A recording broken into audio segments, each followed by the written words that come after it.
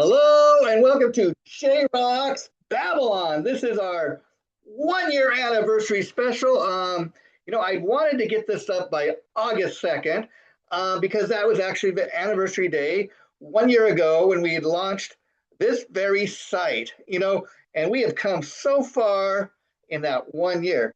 Now let's talk about what we have accomplished in the last year, okay?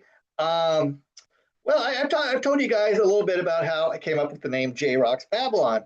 I previously, before launching this site, had been on Chaotic Risk, another site that was owned by another individual, and I was very happy there for the first 16 years. For the most part, I can honestly say it was a real learning experience. It helped me in what I'm doing now with JRock's Babylon, and it really was a very good learning experience. I had a lot of fun memories from that time. But the final 17th year, which was 2025, it was not as happy.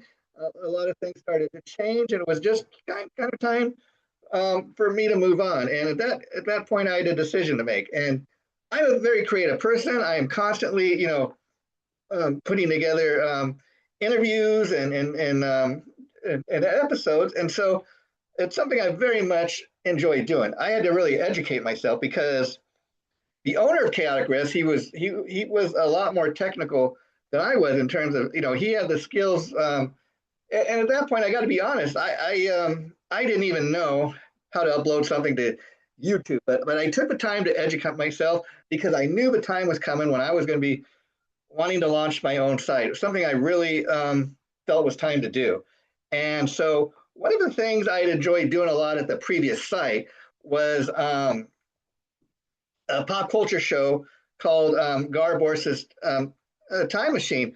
It's a show very much that I very much enjoyed doing. And one thing I quickly realized in doing a pop culture show was that really, there's no way to, believe it me, I've tried, no possible way to run out of ideas. You can do an episode on a ton of things. We got a ton of talk about. I mean, in doing a pop culture show, each episode is different because we could be talking about classic TV commercials. We could talk about favorite classic TV shows. We could be talking about a favorite classic movie, bands, music, you name it. And I can come up with a topic pop culture wise to talk about. When you really stop and think about it, pop culture is pretty much everything in our lives. And it's a fun way to look back nostalgically. And the show that I previously did called Gar Borsa's Time Machine, it launched during the pandemic, 2020 to be exact, when COVID first hit and everybody was having to stay home and everything. And a lot of people were coming up with these lists on their Facebook pages talking about like their top 10, top 20 favorite rock albums of all time. And everybody was coming up with their own list. Well, Gar Boris, who's the lead singer of the premier Guns N' Roses tribute band out in Los Angeles, where I'm from, called Appetite for the number four destruction. Gar is the lead singer. He does a great Axl Rose, and I tell you, he really does his homework. And every time he gets ready to do a show, not only does he put like a lot of rehearsal and everything into the upcoming show, but he really does his homework, and he it really is rock and roll theater. But Gar, Boris, and his band, they kick ass all the time, and they really do put on one kick ass show. He really does his homework, so I can just say that. Now, so quickly, because I'd interviewed Gar about his band a number of times over the years, because I'm a big supporter of tribute bands, and I thought it would be fun to do a show with a guy like Gar, but fun to have a co-host. And man, was I ever right? I mean, Sundays became a day that we would record the new episodes. And the thing with Gar and I would never really get together and talk. We'd do the show, and initially, basically, we were doing the shows over the cell phone. I call him every Sunday, usually like 12 noon sharp, and for 45 minutes to an hour, we'd be talking about something pop culture wise. And he, I don't know, had more fun, me or Gar. I think we had an equal amount of fun. And the thing was, that the only reason the show ended was because it was a very popular show. People liked it. It was a little different. There are other pop culture shows out there on the internet, but we were one of the first. And I think people latched on to what we were doing. And it was so much fun because we were having fun doing it. And so if you're having fun, doing an episode, that the audience is going to enjoy what you're doing if you're as much into it as they are. And so that's what we quickly found out. We stopped doing the show, not really even because we wanted to, but again, in final year that I was at Categories, a lot of things started to change. And one day, the owner of Categories told me, "Not going to do your pop culture show anymore, Jason. Why?" Well, and I couldn't understand why, because one of the top two popular shows on that channel, just not going to do it. And again, started to get kind of nasty, and I thought, he did it really because he knew how much I enjoyed doing the show. And then, of course, I had to reach out to my good friend and my partner in crime, Gar Boris, tell him what was going on. Hey, Gar, I'm sorry about this, but the guy doesn't want us to do the show anymore. And I really don't understand why. That was kind of one of the final nails in the coffin as far as me working at Chaotic Risks. I just thought, okay, it's not any fun anymore. In spite of the fact that the show was so successful, and I knew we had a winner as far as a show, we did about 85 episodes of that show. Very disappointed in the owner of Chaotic Risk pulling the show. And it was kind of done out of nastiness. He just didn't want to do the show anymore. He wouldn't even give me a reason. Just not going to do it anymore, Jason. And so again, that was one of the things that led me to launching JRock's Pop Culture Revolution. Now, I had known for a while that my end at Chaotic Risk was kind of nearing the end, and so I started making plans right away. And so, again, I wanted a catchy name. The owner of Chaotic Risk, he had tried telling me, well, you know what? I know you've used that JRock name for the last 17 years, but it's associated with my Chaotic Risk site, so you're not going to be able to use the name again. Well, he was very much wrong about that. Once he told me that, I made every effort to use the name. In fact, without getting into it, I took legal steps to make sure that I could very much indeed use a name. And so I've been able to do that. I basically told him, hey, look, okay, it was associated with your site because I was the face and the voice of your site for the last 17 years. People started calling me JRock, without even prompting them to do it. I'm known as JRock. All of a sudden, I'm not on the site. You're going to start calling yourself JRock.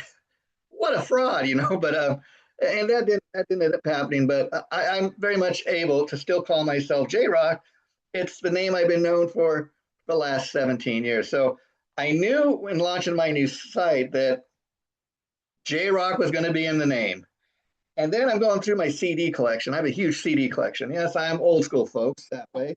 And I came across a 1987 self-titled Faster Pussycat album and a recent LA Guns album, and they both had the song Babylon on. I thought, you mean JRock's Babylon has a nice ring. It kind of rolls out the tongue. Easy for people to JRock's Babylon. Wouldn't that be a nice site, a nice place to go visit? So we had the name. Now, again, like I told you, I did the previous pop culture show, Gar Boris's Time Machine. Now, initially it was not my site, but I was able to get Gar to do the show with me. We had a great time doing it. And I will tell you, I put Gar Boris's name in the title because I wanted to show my partner Gar that I very much appreciated him doing the show with me. I felt he deserved to have his name in the title. The fact that it was a pop culture show, Time Machine kind of went along with that. Very fitting name, I thought, for a pop culture show. And we were very much very successful. Now, I will tell you, I'm going to give some little behind the scenes story here. Me and Gar always got along. We never really had a foul word between us or anything like that. And I got to tell you, I can understand things from his perspective, because when I knew I was going to have to call Gar and tell him, hey, Gar, I'm sorry, it's beyond my control, but we're not going to be able to do the show anymore. And initially you think, well, why couldn't you do the show?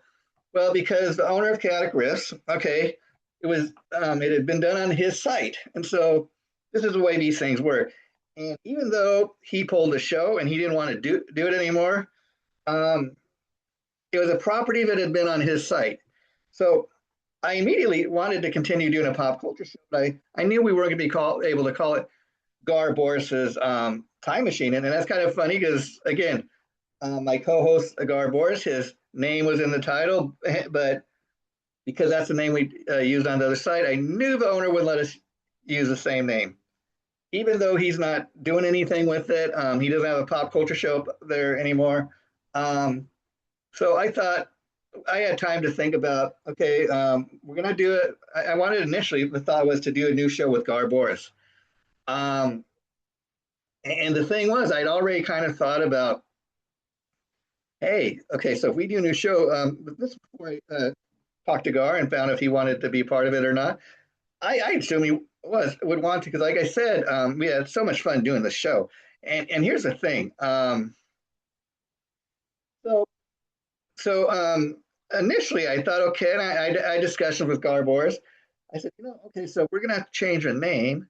Let's call it, maybe Gar Boris's Pop Culture Revolution. I was initially thinking, okay, we can bring people from the old show over that like what we were doing, tell them we're doing something new. And we'd done a few episodes, over video, and we'd call those episodes Gar Boris's Rewind, kind of tell behind the scenes of how we put together the Gar Boris's time, but we do it on video over Zoom. It was fun, so I thought, hey, Gar, let's try to do a new show. Let's do it over Zoom. Still talk about pop culture. We're going to call it Gar Boris's Pop Culture Revolution. Now, what ended up happening is, and I can understand from Gar's perspective, I think I shocked him. I think he was totally did not see this coming. But again, it wasn't really my fault or his fault. And but I felt I had to be honest with him. And initially, we talked about him being part of a new show, but he even came over to my house and he brought his computer, and we were having discussions about what the new show would look like. And after he spent 30 minutes or so in my house, he kind of thought it over, and he decided, Jason, I had a blast doing the show with you, but I think I'm going to take this time to concentrate and focus on my band, get us some more gigs. I think he was kind of initially kind of really shaken up and upset about this, and I could see from his perspective, he knew it wasn't my fault. And then I once I had launched a new show, I'd asked him, did he want to be part of it? And again, he said he really didn't think he'd have the time to do it. So I thought, okay, you know what? I so much enjoyed doing a show on pop culture. So when I'm launching my new JRock's Babylon, that's going to be the first show I launch, a pop culture show. So I knew at this point Gar Boris was no longer going to be part of a show, or we weren't going to create a new show or anything like that. But you know what? You're launching your own site anyway, so let's do it. Let's do it solo. I enjoy having a co-host, but I also, in launching a new pop culture show, I didn't want to repeat what we had done previously. It's a new site, so I wanted it to be an all-new show. So I thought, okay, it's going to be me talking about pop culture. So the title that easily came up with is, okay, it's not going to be Gar Boris's pop culture. Let's call it JRock's Pop Culture Revolution. Had a nice ring again, but my name was in the title, JRock. We're calling the new site JRock's Babylon. And so we had the name. Then, before I could do the first episode, I had to come up with like an image, a logo. And again, I'm not an artist or anything like that, but I've embraced, the new technology. Many people are against AI. I kind of embrace it. I mean, there are good things, like anything in life, there's good things and bad things about it. And here's the thing. So I immediately, thought, okay, well, what's retro? What are some images of, pop culture retro? So I thought, okay, doing some images I came up with were like a Rubik's Cube. That's from the 1980s, an old style like VHS camera, old school like computer from the 70s or 80s. And then I came up with, I thought, okay, we'll put it on a yellow and black background. I told the AI kind of an image of that I wanted to come up, and it came with a great looking image, and didn't come up with it right away. It took me like maybe 2 or 3 days to really kind of get an idea of what AI could do. And again, I wanted to come up with something that was really not too flashy, but you know, it was a pop culture show. And so the image we have that we came up with for the show, JRock's pop, it's that yellow and black background. I think you guys know the one I'm talking about. And when people see that, they know what it is. So mission accomplished. Okay. And another thing that I was known for a categoist over the last 17 years was doing great interviews with people. In fact, another reason I left Kite out of Griff was because the owner last year, he started all of a sudden like being a trend chaser. Anything to try to get numbers. Totally changed what the site was really all about. Like started telling me stuff like, Jason, you're not going to ever interview Mick Michaels from Corner of the Sanctuary again. Well, why not? Can't just interview your friends. We went and then he started telling me, like, I'd get publicists that would send me press releases on bands, and I'd reach out, and I was the one that always set up interviews. This guy started telling me, Jason, before you set up any more interviews, you got to get my permission as far as who can and cannot come on the show. We only want top tier bands. This is what that means. No way. I've been dealing with these publicists and some of these artists for the last 17. I'm not going to tell them that we're only taking so-called top tier guests or that their artists aren't welcomed on our show. I'm not going to do that. And that was kind of the final nail in the coffin. So I've continued to not only interview many of the people I've been in contact with over the last 17 years, but I've continued to reach out to new ones. And I continue to reach out to the same publicists and contacts I've had over the last 17 years, as well as making new ones all the time. That's what this business is all about: networking and making contacts and helping each other out. That's how I continue to get all these great, interviews. Okay. Also, previously at Categories, I created and developed this wonderful show. This is Metal. It was initially done with my original co-host Joe Lawson, but after like going from being a radio type of podcast to doing it over video, doing it over Zoom, we had a great transition with the show. After about 8 video episodes, Joe Lawson had to leave a show, and we got the great Tom Collier from the band Held Hostage to replace him. And for the next 2 years, Tom and I really we really pushed the This Is Metal show and made it that Categories main kind of show, and everybody was checking it out.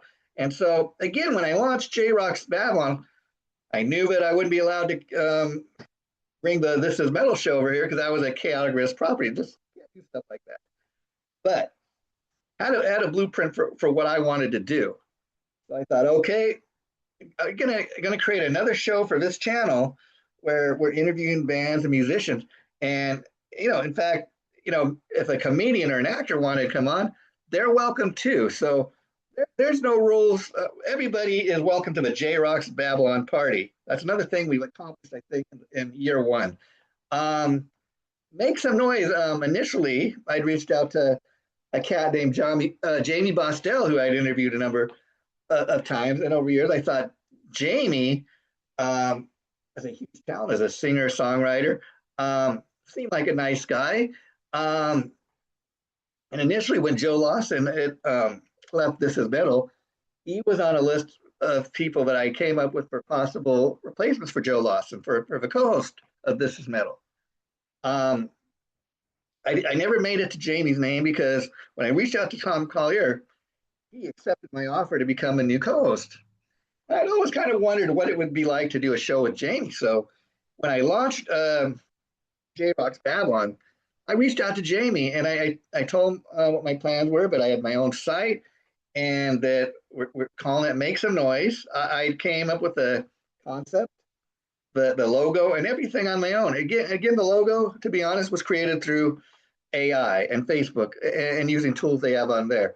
I kind of gave a description of what I wanted the logo to look like, and I got pretty much identically what I asked for. It was just pure magic, okay? And so we were off to the races with Make Some Noise. Now, the interesting thing is, we did about 26 episodes with Jamie. Now, he was in on all 26 episodes because the problem began to come up, which was that while he had committed to doing the show with me, he was not, and oftentimes, he'd agreed to appear in the episodes, but things would come up, and he did not always make himself available. So um, eventually, me and Jamie had a discussion, and we came to the same conclusion, which was since he was not always able to commit and make himself available to do the episodes, that that he was no longer going to be able to do the show. And he told me, "Look, I want to concentrate on my musical career and getting gigs for my band, and it's all about making money and making a living, and so I can understand that. This is not all I do, for fun. I mean, I do have a day job, so I do all these shows around my day job. But again, so Make Some Noise is a show that I'm really, really proud of because, we've done something like, I can tell you, while they've not all aired, we filmed like a total of 35 episodes so far that we got in the can. We have like the next month's worth of shows already in the can, and we're booking new shows every day. And so that just showed to me that has some huge potential. The show has kind of finally found its sweet spot, if you will. And I think in year two, not only are the guests going to continue to get better and better, but I think this show is going to really be something special in year two. That's my prediction.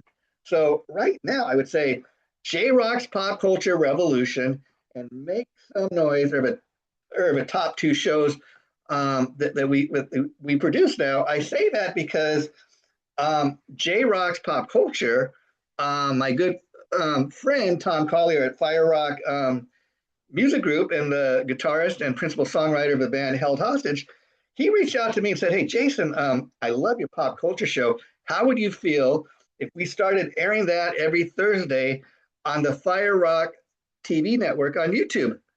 I was so honored. They get a lot more views than we do, and so it was a real honor to be part of the JRock family. And so since mid-March, our show JRock's Pop Culture Revolution has moved over to the JRock network. In fact, in year two of JRock's Babylon, Make Some Noise is kind of the main show right now on our channel. That's the main focus. That's the kind of the cream, the main show on our channel. That's not to say we don't have other great shows. I mean, another show that I was able to bring over from Chaotic Riff was Remembering Our Generations. Okay, we just recorded episode number 11, and what makes this show so special is, and it's quite different from the other two shows that I've been talking about, JRock's Pop Culture Revolution and Make Some Noise. Remembering Our Generations is a show I do with my good friend Vince Lupo. Vince plays in many tribute bands throughout the Southern California area. He's in his mid-70s. It's just amazing. And I love Vince's energy. And as far as the title, Remembering Our Generations, we came up with that title because obviously me and Vince come from two very different generations. But I will tell you this, that in spite of that, what always brings us together is our mutual love and respect for music. And again, we come from two different generations, but our love of music has always been able to bring us together. Initially, also, our relationship with Vince Lupo dates back to my days on Chaotic Riffs. Initially, and we'll get into this in a future episode, but initially, Vince and I did a show called Remembering Woodstock on Chaotic Riffs. And so when that show had kind of faded, Vince and I for years have been talking about maybe doing a show on the British rock invasion. But I thought, hey Vince, why don't we just let's do it. Let's do a show. We're going to do this over video. We're going to do this over Zoom because the other show we did, Remembering Woodstock, was more of a radio type of podcast. And the thing about Vince, I started calling him the rock and roll historian because if you'll see in any of the episodes of Remembering Our Generations, he is well versed on the history of rock and roll, as am I. But he knows his history. He lived through it. He was there, you know. And so that's why doing the show with him is so much fun. And again, the show initially launched on the Categories channel, but then we had produced 3 episodes on categories. We were in the process of kind of finding, kind of creating the show and developing it, finding its voice, if you will. By the 3rd episode, and by the time I knew that I was no longer going to be connected to Chaotic Riffs, I was going to be doing my own thing. The owner of that site once again told Jason, we're not going to do that show anymore with you and Vince. It's this is a hard rock and a metal station, and classic rock just doesn't work here. So I told him, well, look, okay, since we already know that I'm no longer going to be connected with Categories, you don't care about the show any from what you're saying. I want to continue doing the show with Vince. I'm going to take it onto my own site. I was very much amazed. Thought he would not agree to that, just out of nastiness. But okay, that's perfectly fine. I got an email with him, okaying everything. Okay, that's fine with me, Jason. Go ahead and you continue the show with Vince. I'm glad we were able to do that because by episode 4, which was the episode that premiered on JRock's Babylon, I came up with a much better logo. Of course, once again with the help of Facebook and AI, and I kind of told what I kind of like it kind of looks like a 1960 kind of peace, love, flower, power guitar, and so we had our logo, we had our look, and it's really when people see that image, that logo, they know it's for that show, and so we just recorded episode I believe it was 12 on the Rolling Stones New Foreign Tongue CD. And typically we'll look back on classic rock bands. And we really kind of look back on anything we want to. It's kind of music related. Next time we're going to be talking about Soul Train, a classic music related TV show. And Vince and I, we always get together and have so much fun. And so that's another show that I'm really proud of. And so year 2, we're going to continue to do that once a month. And it's been a lot of fun to do it with them. So I look forward every month to doing it. And it's so much fun to just think about what's going to be the next month's show topic, And so I very much am looking forward to doing the Soul Train episode. Now, from time to time, too, you meet people who you just know there's something special. I mean, and say, so like I did an episode of JRock's Pop Culture Revolution with this guy, David Snowden, big PR type of guy in the hard rock and metal. He's worked with everybody from, Britney Fox to Kiss, Benny Vincent, Slaughter, Trickster. And so I had him come on the JRock's Pop Culture Show. He was celebrating about his own career, 40 years in the music industry, working with these different bands. But we got such a great response and the episode that he was a guest on. And I reached out to, hey, David, how would you like you and me to kind of do a monthly show? And through emails, we came up with the title, called it, Behind the Scenes Music Business Insights. Once again, through AI, I created a logo, and he liked what I came up with. We've only done one episode, but in episode 1, we talked about David Snowden's years of working with Britney Fox. And that was a real fun episode. And it was so much fun, folks, that let me tell you, it was so much fun. And you never know who's going to check this stuff out. But we got, not only did I see that the official Britney Fox fan club posted our episode 1 of our show on their Facebook page, but they commented how much they liked it and appreciate us, um, talking about Brittany Fox. I thought I reached out to them and thanked them for that. So that's always fun to see people checking our stuff out, you know. And so I want to thank everybody for tuning into part one of our special anniversary show, looking back on year one of JRock's Babylon. And again, I could not all get everything I want to talk about in just one episode. We got a lot of it in, but there's so much more to kind of look back on year one. So we're going to leave this up for this week, and then probably by next weekend we're going to have part two. And I'm not exactly sure how many parts there are going to be to this, but we accomplished quite a bit in year one, and so there's quite a bit to talk about. Talk to you guys later. See you in the next episode. Bye for now. And again, I am your host, Jason JRock Houston. Thanks for all your love and support. We'll see you in the next part of this anniversary special. Bye for now.